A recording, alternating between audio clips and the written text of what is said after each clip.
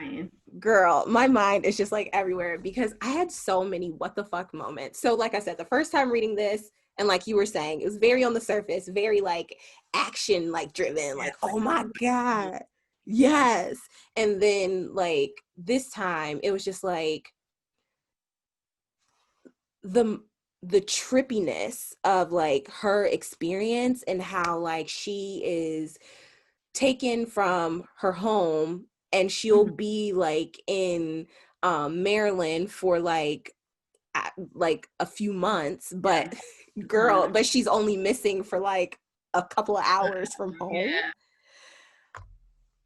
It's just first off, Octavia Butler is the GOAT. I Yes. just And for this to have been one of like the first sci-fi-esque time travel-y book by a black person, black woman, like she the GOAT because you going back to 1979 is when she wrote this, I think. yeah, so it was published in 1979, but you know she probably had this in the arsenal for a Yeah. minute, you know, how that works. But to even think about like her, well, I love her novels, period, because she like loves to play within the ancestral realm.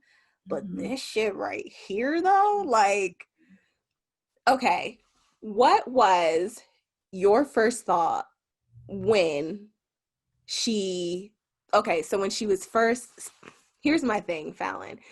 I don't know if I want to give too many spoilers because I do want people to read the book. So I'm a little concerned with that, but we're just gonna go for it. So what was your first thought when she first transported to Rufus and met Rufus? Who did you think Rufus was? What did you think was happening? I didn't think much of Rufus as a person. I more so thought of her and her personability on whether to save or not save this child. That's the first thoughts I had. I was like, well, would I have jumped in? Would I have saved him? So that kind of led me to dissecting who I thought she was as a person, just with that do or die, that act or don't act response. And that's kind of where I started my formulation of who Dana became for me in the book. Like just her morality or her sense of right or wrong. Because I can't say that I would just be ready to jump in to save nobody. I Girl. don't know how to swim. So I'll And say not that. knowing where you are or what Exactly. Or happened. not, like I would be paralyzed in fear probably. Like I don't think my first inclination would be like, oh my God, where the fuck am I? Let me save somebody. Like it would be more so trying to get my grasp on where I was than trying to act, I think.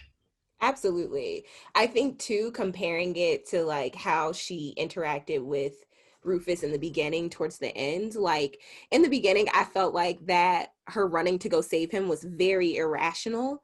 It was. And then towards the end, like she just kind of like mellowed out and was way more calculated with a lot of the shit that she did. Mm-hmm. Um, so the first time I read the book, I was just like, oh, yeah, of course, right? Like she needs to study her enemy, right? To get to know him so that she knows how to protect herself. But the second time I'm reading this shit and I'm just like, bitch, if you don't just kill him, Listen. And kill what my him. mind went to was how black women always saving some damn body.